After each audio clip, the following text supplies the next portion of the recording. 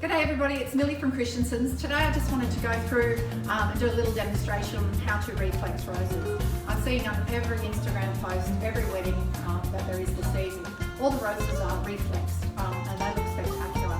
It's basically taking a rose and doubling the size of it. It doesn't hurt the life of the rose because whether it sits shut or it sits open, it's still sitting and doing its proper lifespan. So Courtney's going to film me and I'll show you how to reflex a rose. If you already know, you can comment and say, no, you're doing it wrong. But I watched YouTube and they showed me how to do it. So anyway, I'm going to do it now and we'll go through it. Most things that I've been finding is when people are reflexing roses, they're using the large Colombian, Ecuadorian canyon roses, the big 25 crowds and things like that. And it got me thinking is you also can reflex the smaller 40 centimetre roses, which are these guys here, in the small little packs. I did one before and it comes out just as spectacular and beautiful. So it's just down at the, you've got to be super gentle because as we know all flowers bruise. So it's just peeling back the petals. I'm going to bring it down so it's easier for me to do and see. And just rolling back very gently the petals. Now these are just the 40 centimetre roses that we're doing that with. I've grabbed a bunch actually that was seconds that didn't quite make the grade. So there is damage on these petals to start with, so I didn't want to take a perfectly good bunch because we won't be using it after this. So I've got one that we've rejected and put up. So look at the size of that compared to just a normal 40 centimetre one that you probably wouldn't think about doing. So they're quite beautiful.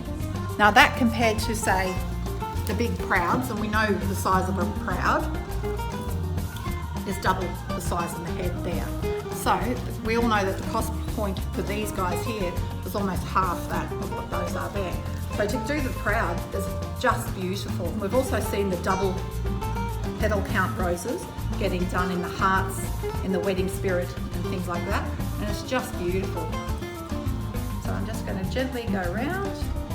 These were also the ones that I've rejected from sale, so their blooms are a little bit creased to start with. So go around, to right. Now you don't want to hear a crack in the petal underneath. You've cracked it too far then. And I've also been playing, each time you reflex the petal, you don't reflex it all at the same point. So if you reflex it then, so we started off reflexing down low, and then the next line you go up a little bit higher, and then you're going to layer the effect. So it's not all reflexed down low. I have seen some where they're quite reflexed and it just looks like this bit at the top and then nothing happening, like it's all party down the bottom and nothing at the front. So if you reflex it, don't forget to just do it, but do it higher every time, just a little bit. Breaks my heart when I see roses that we have to throw out because there's a little bit of wet damage and stuff like that. You just got to pluck them off and keep going. They come from overseas. And then just gently push out the petals, very gently, so you're not bruising anything. And that's the proud there. So quite beautiful. Look at the size difference. So they're the little 40 centimetre and that's the proud. So the different roses that you can use, you've got to look at the different style of their classic heads. We've also got the little purple ones. So that's just a small head. It's about a 2.5 centimetre head count, head length. Once again, clean off your traveller petals. These are traveller petals. All roses come with that. That's just the outside one. I actually don't, if they haven't got any water damage on them, I normally keep those on because that keeps them looking real. A lot of people over pluck roses and they just look like a little tiny bullet. What the heck? Don't ever do that. That's disgusting. That one there's got a bit of water damage in it, so I'm going to pluck that out from the bottom. Just squeeze and pull. So clean that one out. And then just keep going. It takes a bit of time to do this. And I've got really shaky hands, it's just genetic in me.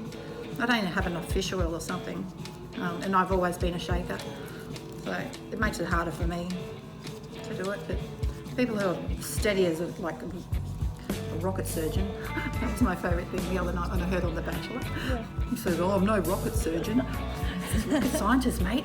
You certainly aren't a rocket surgeon. So I'm not a rocket surgeon either, and that's why my hands are shaking. So just gently out you go.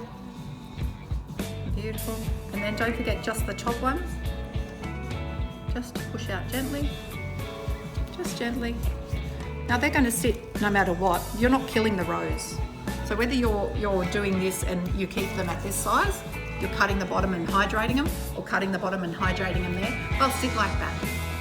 So it's really a fantastic thing to do to double the size of your roses. And don't forget to use the 40 centimetre ones for your table arrangements and things like that.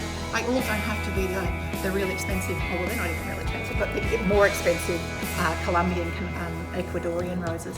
You can use the smaller Kenyan roses and things like that. I think the tiny Chinese ones, I think, are too small to use, but definitely this grade here that we get in there, they're 40 centimetre.